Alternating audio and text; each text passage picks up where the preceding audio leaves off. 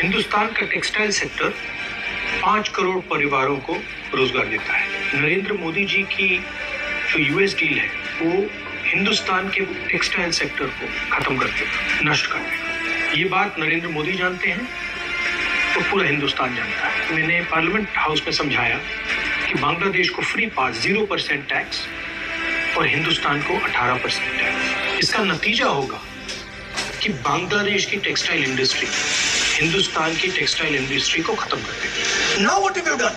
You have the United States has reduced Bangladesh's tariff to 0, and our tariff is 18%. What do you expect our textile people to do? Their competitor is Bangladesh. If Bangladesh imports US cotton, they have 0% duty. Finished. Textile industry gone.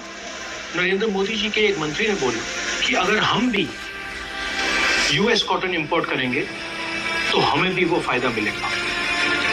मगर सच्चाई है कि हमारा cotton Bangladesh जाता है, हमारा cotton Hindustan की textile मिलों को चलाता है। तो अगर हमने बांग्लादेश का रास्ता चुना तो हमारे पूरे के पूरे कपास के किसान और कॉटन की इंडस्ट्री खत्म हो जाएगी, और अगर हमने नहीं चुना तो हमारी टेक्सटाइल की इंडस्ट्री खत्म हो जाएगी। ये सच्चाई है।